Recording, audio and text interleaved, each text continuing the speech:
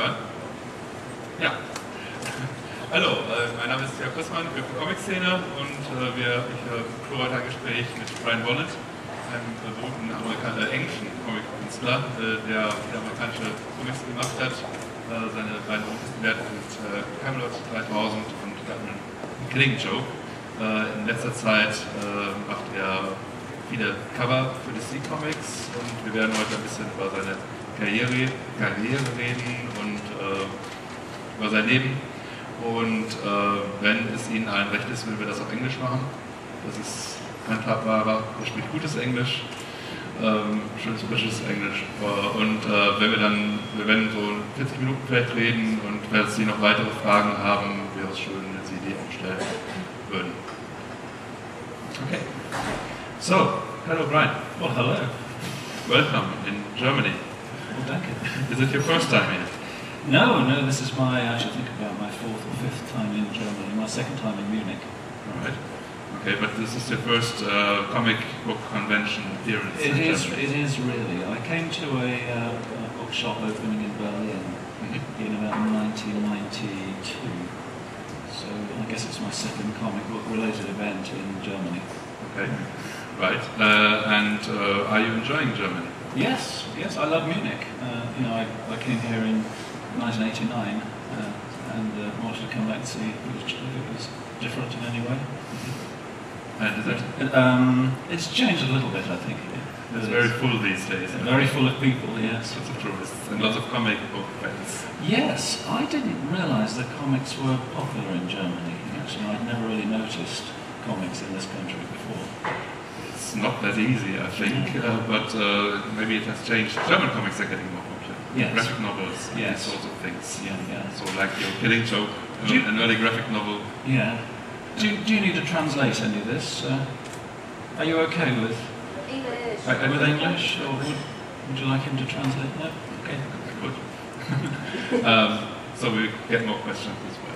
How is it in America when you go to America these days? People probably know you mainly as a cover artist. People know me mainly for the Killing Joke. It's amazing how people put the Killing Joke in front of me and they say you've probably never seen it, you've never had to sign one of these before. That's a surprise. But I guess since the Killing Joke I was offered a lot of work and I'm quite a slow artist. So I'd say, look, I really haven't got time, and they would say, but could you do covers for us? And so I became, out of habit, a cover artist, and it's a nice thing to do because it means you can draw a lot of characters, but not hundreds of pages of them. You know, one or two covers a month is like a good steady work for me. Would you be willing to tell us how much you get paid for a cover? Oh, is that ethical? I don't know. We at BMW, it's all about the money. Well, I'll tell you something actually. Artists rarely talk about how much I will answer your question, but artists rarely talk about how much they're paid for their work. Interviewers hardly try to ask that question. I was with an American artist and they said that apparently it's against the law for artists to get together and discuss their fees because that would amount to some kind of price fixing. And also there's this feeling that if you ever found out what another artist was being paid, you think, well, why are they being paid so much when all these years I've been paid so little? My full colour cover rate for DC is $2,300 a time. Black and white, I don't do very many of those, so I don't know what that would be. Interior pages, I don't know either. That's quite a living. Two covers a month. Yes, it's not bad. Yeah, and then of course there's the royalties you get from things like the Killing Joke, which I did 20 years ago, which is like a check coming in the post for doing nothing. Nice. Okay, we all which is my perfect lifestyle, really.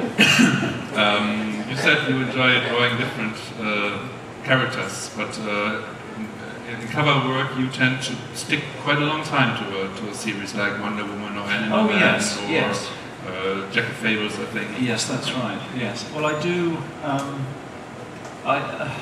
I do, yeah, I do find I do like to do an unbroken sequence of covers, because I tend to think of a series of covers as sequential art. You know, the term sequential art is often used to describe comics. By Bolland. Did he come up with the term? Okay. And in a way, when for instance, if I've done 25 covers or 30 covers, I'm looking at them as a series. You know, if you look on the Grand Comic Database, which is this website where you can see all the covers of all the comics, if you look at them all as like a bank of covers, you think, well, there was a predominantly blue one there, and I think maybe it's time to do a green one. It's all to do with technical stuff like, you know, colour preferences. And also, if you've had a lot of very busy covers, then you really sort of think it's time to do like a close-up, or to do something. And also, it's surprising when you look at them which covers really go ping. And it's not always the ones that you think would go ping. Which stay in the public memory as well. Yes, it's often very simple images that actually attract the eye, and not very complicated. We've got some of your work running through here on the screen there. And I've got Wonder Woman 72, I think, where she's standing with her armaments there. That's become quite famous. On one leg, yes. Oh, Black Canary. And also Animal Man covers where he's, I remember that one where he's lying on the ground and the image is half drawn and it's a hand still drawing. Yes, yes, that's right, it. yes. That was, I guess, number 5. Yes, he was lying in a sort of crucified sort of position on the floor. Oh yeah, the Invisibles did it quite a long time as well. Is there one comic book cover image where you are most proud of, where you would say this is my best cover?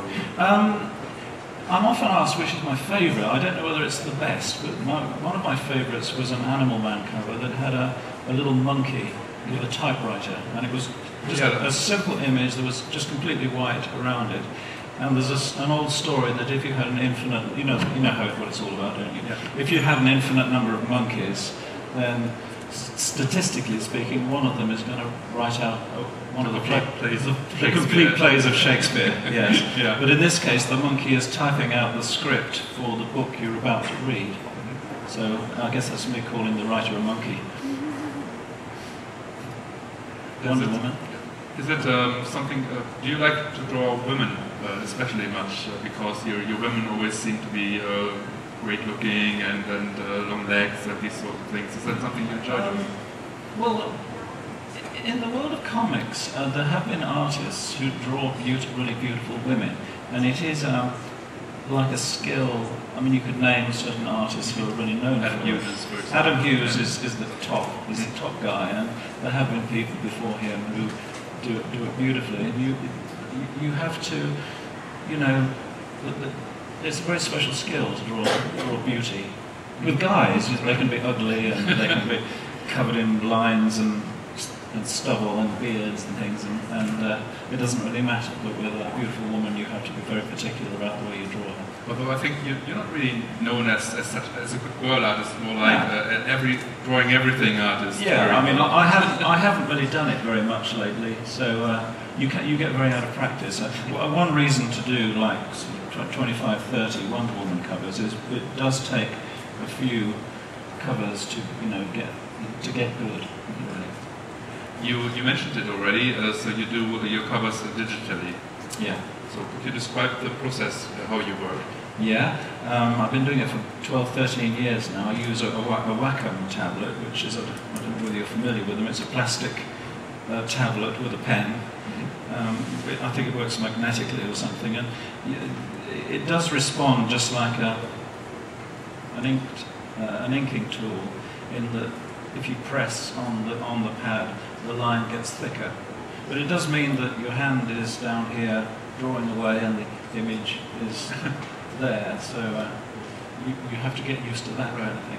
And to begin with, I did it because the colorists because they all had computers, they were using thick layers of flashy computer color, which sort of swamped the my line work, and I wanted to, if anybody was going to swamp my line work, it was going to be me, so I thought I'd learn to colour Are these answers a little bit too long? No. Okay. Go for me.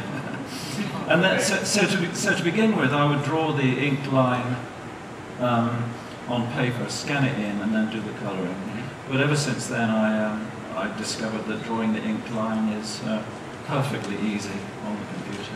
Even the rough, you just sort of scribble it away. So, has that answered the question about? Maybe the colouring. How do you do that? The colouring, it's all done in Photoshop. Photoshop has channels. The channels refer to each of the 4 printers' colours, CMYK, which is cyan, magenta, yellow and black. You make an extra copy of the black layer and you save it so that you don't touch that in any way. You then erase everything else. You then paint all the colours in the CMYK channels. Right. Simultaneously, so you can use any colour you like. And then when you finish the work, you take that black channel that you separated and you plant it back over the top of the colour. So in a nutshell, that's how it's done. And then you email it to the C Comics. You send it to a thing called an FTP site. Oh yeah, right. Which is... They can download it. Yes, so it's a big file and it takes a long time, and then you upload it and they can download it at the other end. Right. Which is great, because previously I'd have to wait for a van to come and pick up a parcel. FedEx. Yes, yes. The downside to it is that I don't have any artwork anymore. And, you know, it is quite a profitable thing to sell your artwork. And I have... So that stops with which year? Pretty much the end of 1997. Right. So, quite early, so you were sort of forerunner of the digital revolution. I think so, yes, yes. Okay, so so it's easier, you don't have any originals. Are there any other big changes between working in the 80s and today? Big changes? In terms of what, the technique or anything? Really, I mean, they do say that my style has remained pretty much the same, you know, regardless of whether I was working in ink or on a computer. Very clean lines, yes, very. Yes. I think quite a big contrast between black and white. Yeah, I mean, my eyesight isn't as good, hence the glasses. Okay. So if I were to work on paper, I wouldn't be able to do the fine line work anymore. But on the computer, you can just blow things up huge on the screen. And that's an advantage. Yeah, that's an advantage, yes. Yeah. So you would have a hard time working at all anymore. Well, it's not too bad. I mean, I've been drawing for the last 3 days here at the convention on paper. But it's not that small lines. No, and it isn't really to the level that I would like my professional work to be, really.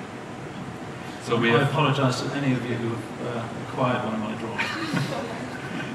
I don't think that's necessary. Okay. We have just had a republication of Camelot 3000 here in Germany. Oh yeah. So it looks very nice. It's a bit larger than it used to be, I think. Yeah, they've been producing. Well, in the States they call them, is it the Ultimate Edition or something like that? There's the Deluxe Edition. It's all new ways of selling the same old stuff, really, isn't it? And we fell for it. Yeah. But the thing about The Killing Joke, you haven't asked me this, is that when I originally did it, I didn't colour it. The colouring was done by John Higgins, and he didn't do it the way I'm sorry. He didn't do it the way I wanted him to do. The colours were too bright for my taste. So 20 years later, I said, look, can I recolour it? So if you look at the new edition, you'll find it's the colours. That's your colours. They're mine, yes. Okay. But you didn't do that for Camelot 3000. No, that was 280 pages. Yeah, it's quite bright colouring from the early 80s. I didn't really mind. No. Yeah. I mean, that there is John Higgins' original coloured version of that scene. And yours would be darker? I mean, this sounds like a critique of John, but I really didn't like all those purples. The colours are very sort of fluorescent, and purples, greens, oranges. He did a lot of orange. And there was sequences in The Killing Joke that were supposed to be flashbacks. Now my instructions were that I wanted those flashbacks to be completely monochrome. But then I also had this idea of having these little details to be in colour. You know, little completely pointless and incongruous details amongst completely grey panels. That's the way I wanted it, and that's the way the new version ended up. Okay, good. Maybe you could look back at Camera 3000. That was the beginning of your work in America? Yes. Yeah. And you worked with an American author. Mike Barr, yes. With Killing Joke, you worked with a British author you probably knew before. Yes, Alan Moore. Yes. So how did that work with Camera 3000? Was it a good experience for you? Yes, it was great fun, really. I mean, I was, as a young teenager, I was a great DC Comics fan, and it was like a childhood dream to go visit the place, let alone end up working for them. There was the British invasion, so-called. Well, yes. You see, I think I was the first member of the British invasion because I just happened to be. I had an American artist staying with me, Joe Staten. He was the artist on Green Lantern. You probably know all this. Yeah. And I know Joe Staten. Yeah. do you? Yeah. Great guy. And he rang up his editor and said that there's this British guy who'd love to do the cover on this issue. And so I did the cover. And I mean, in those days we didn't have. We just about had fax machines. We didn't have email or anything like that. So you had to somehow show the editor in America what your work was going to look like. So you had to put it in the post. And then I think we had fax machines just starting. So the whole process of working with foreigners was quite unusual to the Americans. But once it worked out with me... They were used to having all the artists clutched in New York. You imagine, like at Marvel, that they all sit in one room and draw. But and it seemed to work out, and there was a lot of talented new people at 2000 AD, which is the comic we had in Britain. And once they'd seen there were these talented artists, they came over and cherry-picked us to go and work for them. And I just, working in Britain, no one ever made a big thing about the artists or the writers. It was only recently that they started putting the names of the artists on the work. Previously you weren't allowed to.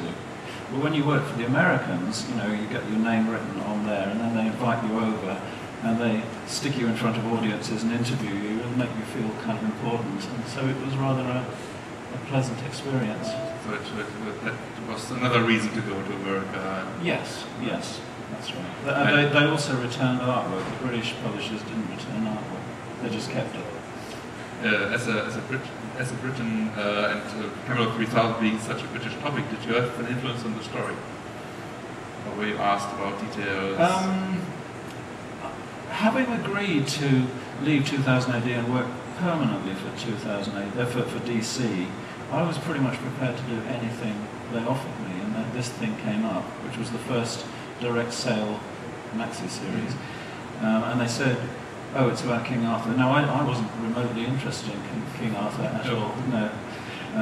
Mike Barr was the one who knew about King Arthur, not me. But we did have some fun times because we'd spent a long time having these very long telephone conversations. And it's very funny the way American English and English uses different words. We have different words for things. There was this occasion where the script said that King Arthur was pissed. Mm-hmm. Now in America that means that he's cross. But where I come, it means he's had too much to drink. So we had all sorts of funny exchanges where I didn't know what he meant. And occasionally there would be details of grammar that he didn't quite get right. So we had a few funny conversations, but apart from that it was very easy to draw. Was there ever talk about a sequel? It was very successful. It was, yes, it was for its time quite successful, yes. I wouldn't have wanted to do a sequel. Too much work, really. I mean, I had my eye on Batman, you see. So I really, having arrived at DC, I really wanted to be doing something which was like core DC stuff, not some kind of fringe thing. New idea. Yeah.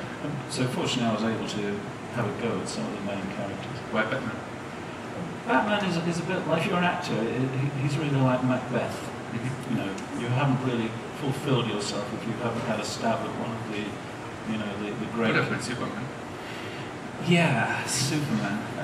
I always found, you see, Judge Dredd hasn't really made an impact on this country. Now, I love Judge Dredd because it's funny, it's controversial, and it's satirical. It was all about the Thatcher Britain, and it was kind of dark and militaristic.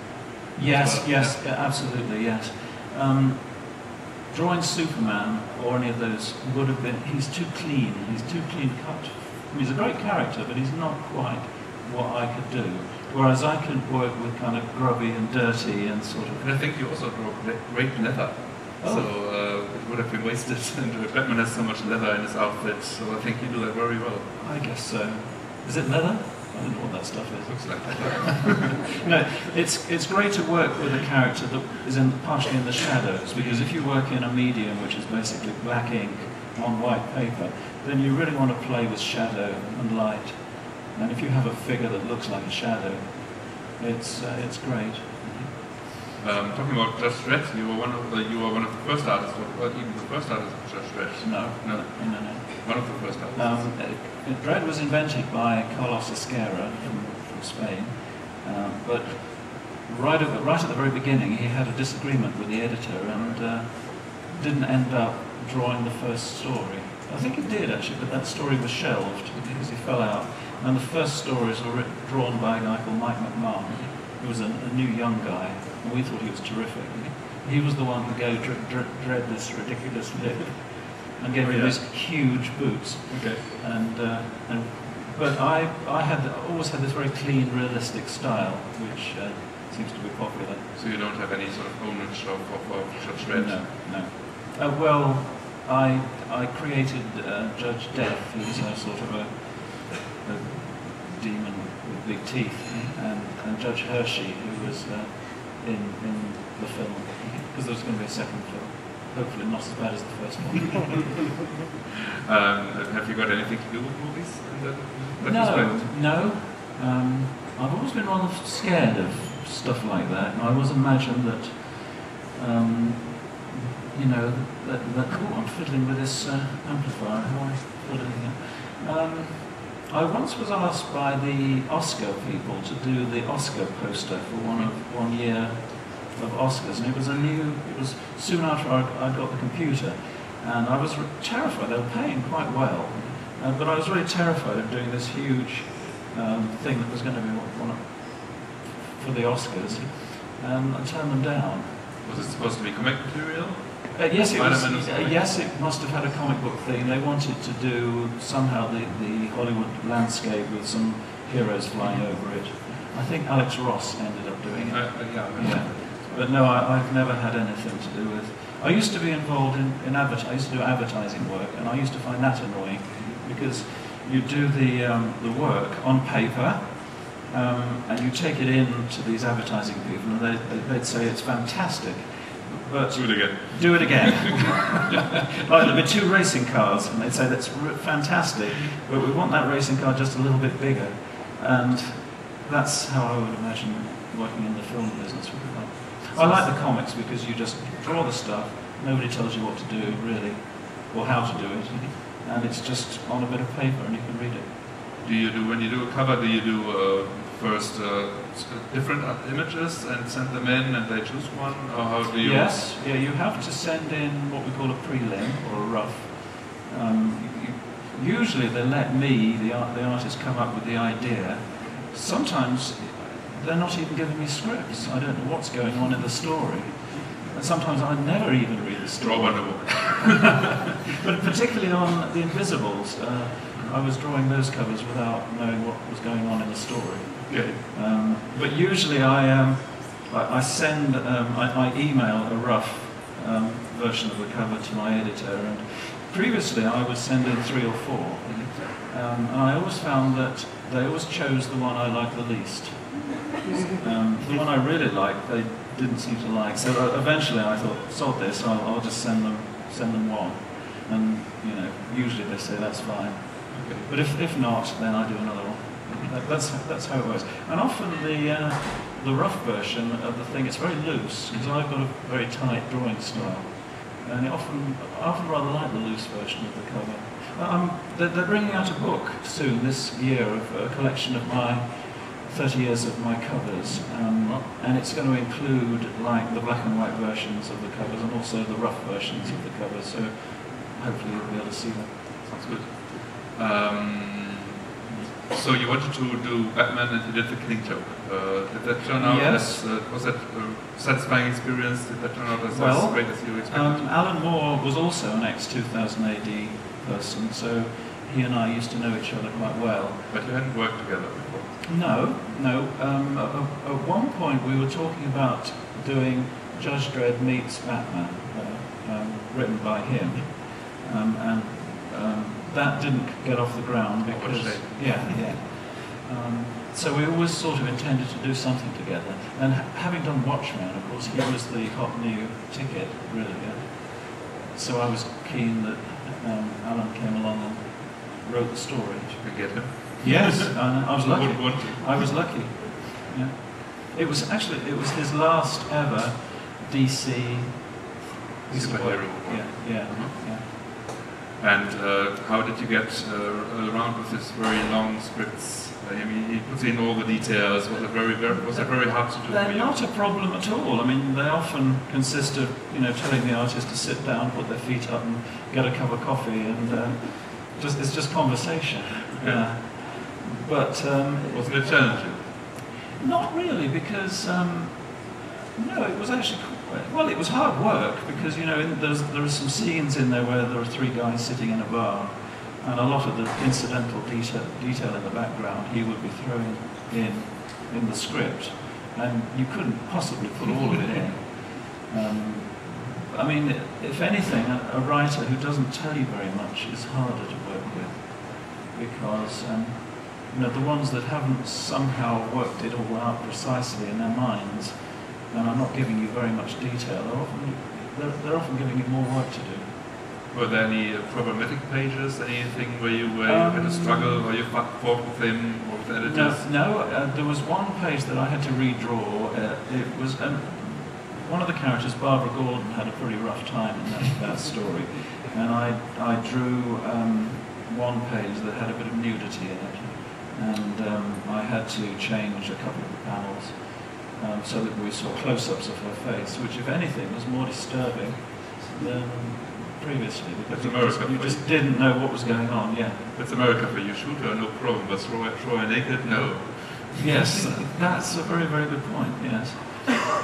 Everybody, of course, remembers the shooting of Batgirl and the joke, which Joker and Batman tell together, I think. Yes. Have you got another favorite moment or anything you think that's my best moment? Yes, I do actually. There's a bit in it where early on in the story, the Joker shoots Barbara Gordon with this gun. Now, towards the end of the story, Batman and the Joker are fighting. It's almost like a Tom and Jerry cartoon. They're just sort of whacking each other and bash, bash, and he breaks a piece of wood over his head. And only at the end of that does he pull out this gun. I mean, he could have done that at the beginning, couldn't he? And he points it at the Batman to shoot him, and this flag comes out that says click, click, click.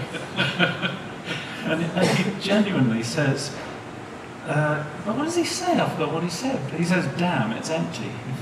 Now that, to me, is the craziest moment in the whole story. I mean, he must have put that flag in there, and yet he was surprised that the gun was empty. I mean, that could have... I mean, it was the same gun that he used earlier, and yet it becomes like a comedy gag. Make you think that he's crazy, maybe. The whole thing is just crazy. Then after that, you did, I think, some of your own work as well. Like we have here, The Actress and the Bishop. Oh yes. And Mr. Memorial. So some work where you also wrote. So a bunch of people I knew in the British comics world were doing alternative stuff. They called it fast fiction. And I thought, because before I became a professional comic book guy, I used to draw underground comics. In the late 60s, people like Robert Crumb and a lot of those guys were turning out pretty pornographic, druggy stuff. And and I thought, well, you know, I'd like to go back to that sort of thing. And I also wanted to try to draw quickly. You know, I was really keen on Bloom County, which was a newspaper strip by Berg Breathed, I think. I love that stuff, and I did rather fancy the idea of doing a kind of a very quick, cartoony, but I don't have the skill to I don't really know the vocabulary of the people who can draw quick cartoons. So I just invented my character, which he looks like kind of a hedgehog. And it was really about my experiences living in London. So that's Mr. Mamoulian. That's Mr. Mamoulian. The actress and the bishop were a little more elaborately drawn, but it was just a purely accidental thing that came along. I did a picture in a French portfolio of the two characters, the beautiful brunette and this disgusting old bishop in retirement, and did a few stories about them. Were you looking for a new challenge as writing as well? Well, I was asked to contribute a short story for a book called A1, and they said you can draw it yourself. You can draw it yourself and write it yourself, which was the first time anyone had offered to pay me to write something. And these two characters seemed to sort of appear from nowhere. Okay. You mentioned earlier that you have been quite often asked to do more comic book work, not just covers, and you're too slow. Wouldn't they give Brian Bolland all the time in the world to do a comic book? Right? Yes, but I mean, I'd love to do a sequel to The Killing Joke. Maybe I will one day.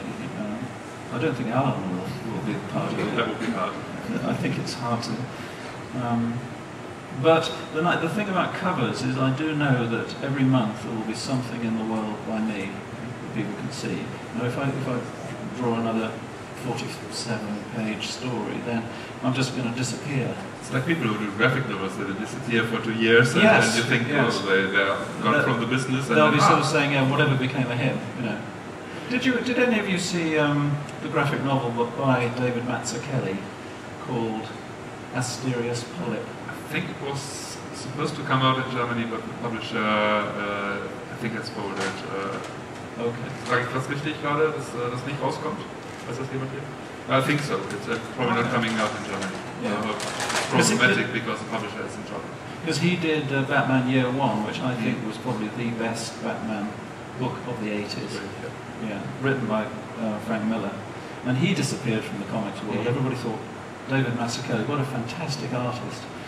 And he disappeared. He just gave it up. But he has recently produced this wonderful graphic novel. But he hasn't been secretly working on that all the time. I think he has. Yes. Yes. But you do tend to disappear, you know, if you do something like that. So how could you imagine doing The Killing Joke 2 one day? How would that work? Well, if I told you what it was going to be about, that would be giving the game away. Are you? No, I'm not talking about the content, but more about how how I do it. Do it 1 page a month additionally to the covers. That should work. That could work, couldn't it? Yes. It would have a similar look to it, I think, because I was satisfied with the way it looked. I like that grid that Alan Moore was working, because Watchmen was all done in that 9-panel grid, wasn't it? Yeah. Are we boring people yet? Are there any artistic challenges ahead of you which you say I would try that one day, maybe a different style or different topic? Is there anything? I'm sure there are a number of things that I'd like to have a go at. I can't really say what they might be. Lots of people are doing biographic comics about their own lives. Oh yes, I know what you mean. Yes. No, I can't imagine my life being interesting enough for that. I mean, I travel a lot, but there are some people who do these kind of travel books, don't they? That's right. I mean, Sarah Glidden's book was like that. Greg Thompson. Yes. And who was the guy who did those books? He went to Burma. He went to Burma, and he went to China. There's a sequel. From the audience, please. What's he called? Really? Yeah, that's probably the guy. Yes. They're very good. Okay. So you tell us something about your private life. So you travel a lot? Yes, I travel. If I get invited to a convention, I travel about a bit. I was in Singapore a couple of years ago, and I went to Cambodia. Conventions. Yeah, there was a convention in Singapore, quite a big one actually, and a store opening, and so I took myself off to Cambodia for a little while, which is fantastic. Very sad, tragic place really, but well worth going to. Oh, well, I'm not going to bore you with my travel stories. Which part of Britain do you live? I live in Suffolk. And you enjoy it there? Would Yeah. you ever go to America maybe, or some other place? Not to live, no. I mean, I've got a 15-year-old son, and he's in school, so we can't travel the world, really. And he's not interested in comics, so he's a well-adjusted young man. Good for him.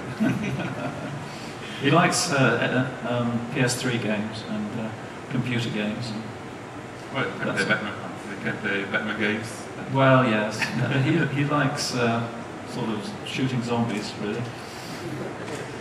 Is there anything in your career, if you look back, sort of in the middle of your career, where you say anything you did wrong, or any chance you missed out on, maybe something you were offered and you didn't take, except the Oscar poster? Well, there is that, the Oscar poster. Not really, no. I mean, I regret the things I did badly. You know, I can look at certain things and I just drew them so badly, they ended up so bad that I wish I'd done them better. But, I'm happy that we don't have artists' eyes, so we don't see the mistakes, so yes, we enjoy your I keep thinking that one day somebody will actually spot that I'm not actually very good. So I just have to keep this Anybody up. in the audience? I just have to keep this up until somebody actually spots that fact, that is just not very good. Please keep it up. Okay, maybe we can have it's 2:45 now. We have to sort of finish, and maybe there are some questions in the audience. So, if you have anything. Just a quick one. Maybe you can come up. Yes. You said that when you started working digitally 13, 14 years ago. Yes. I assume that in the beginning that was not as sophisticated as it is today. The working tools, the way people work. So how did this differ? Well, it was very similar because I was using Photoshop 5, which had everything in it that I really needed. I mean, the computer was smaller and it had a cathode ray tube, so it took up, you know, the whole table, and it cost a lot more then than it does now. And also the learning process was very steep. You know, I really found it really very difficult to learn how to do it.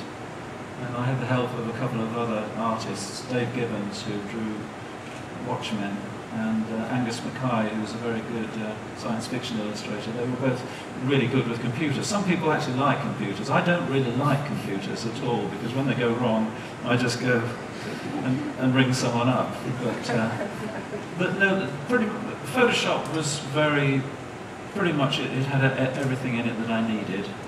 And it hasn't really changed since. I mean, people like to go, you know, to the next step and the next step, and it's all stuff that photographers might find useful, but it's still the same process, really, for me. When you upload a cover, how large is it? How many megabytes? It's about 55 megabytes, I would say. So it's not too bad. I mean, you can't put it in an email. I mean, at the moment I'm doing this cover book for DC, and that's a wraparound cover with, it's a dust jacket, so, you know, it then has flaps that go on the inside. I have no idea how big that's going to be. It'll be 200 megabytes actually, at least. And it's going to have the Joker on it, of course. They insisted I put the Joker on the cover. Is that for the cover collection? Yes, for the cover collection. They've done a very nice one of Adam Hughes, and I think they're doing a James Jean one, do you know him? From credits. Yes. I think who was you have been fighting for the Eisner Award as best cover artist with James Jean. You've won it a couple of times, and he's won it now. Yes, I think so. Yeah.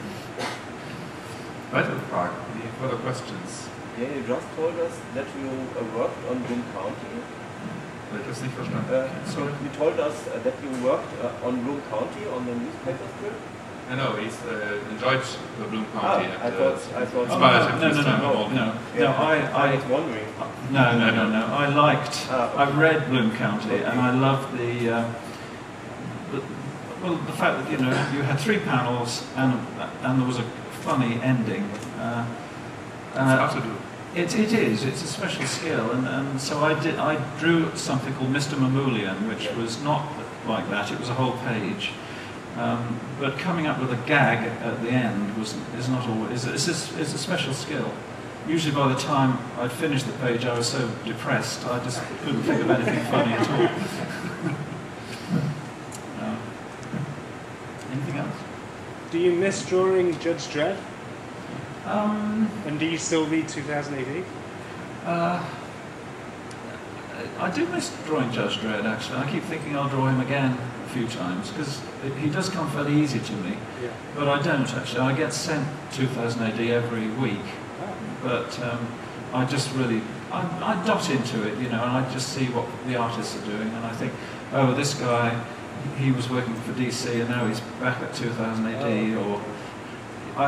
The reason I look at comics nowadays really is just to see what artists are doing, who the new good artists are. A lot of them are friends of mine, so it's nice to see, oh, so-and-so is doing Punisher at the moment or something, But I'm afraid I don't. Have you got a favourite artist yourself?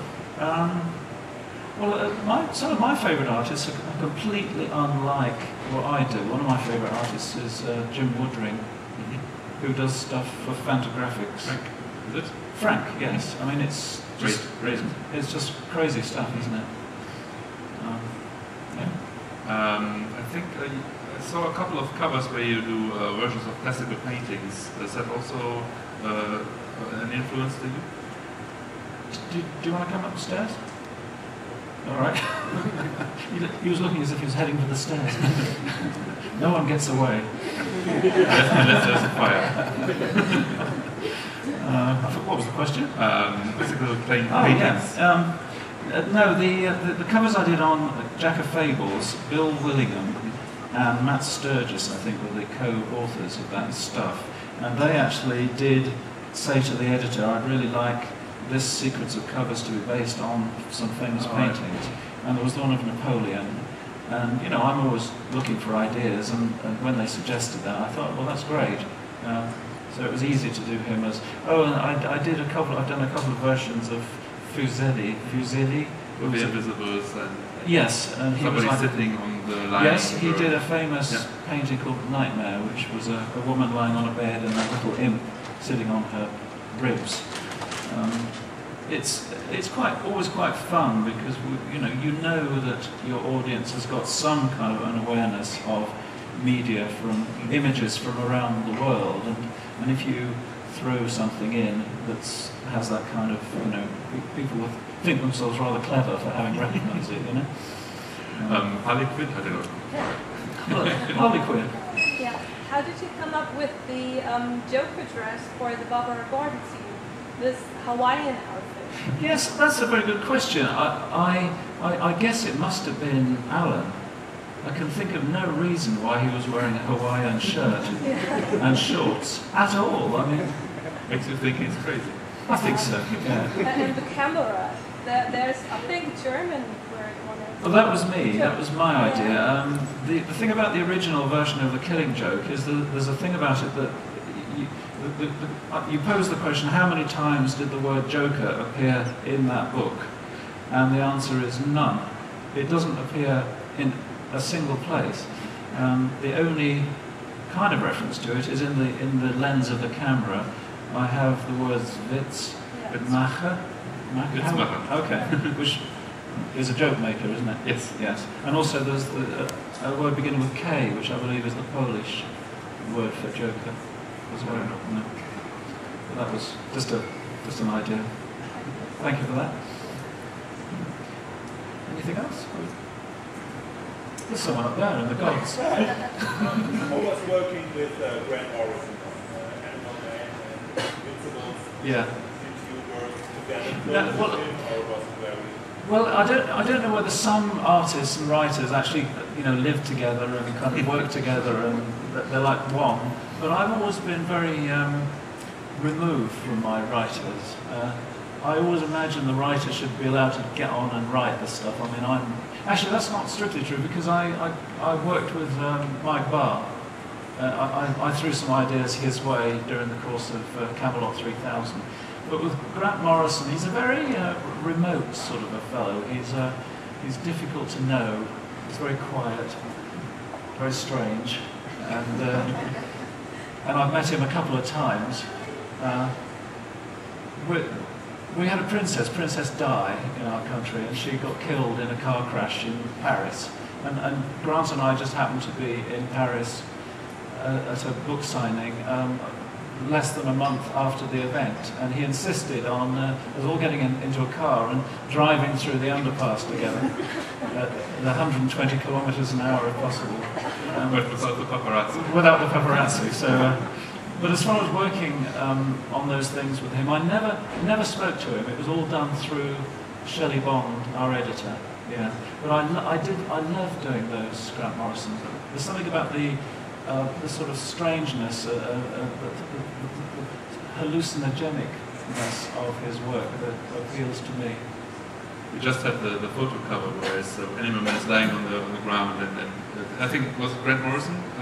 Yes, he did Animal Man at the beginning, and then The Invisibles. Yes. No, I mean on the cover.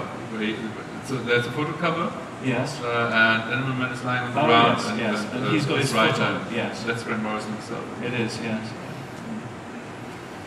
Speaking of royalty, are you interested in sort of the British Queen and sons and weddings and all these sorts of things? Do you follow that? Well, actually, I'm quite defensive of the royal family. I think I'm glad we have them. You don't need to. I mean they're just like Germans are usually envious of that. Well, they are German. They are the Saxe-Coburg-Goethers, aren't they? They just changed their name. They're not telling anybody. So they're your royal family too. I guess, do you have a king or queen in exile anywhere? No. No? Oh. There's got to be someone. Tell the honest. Oh.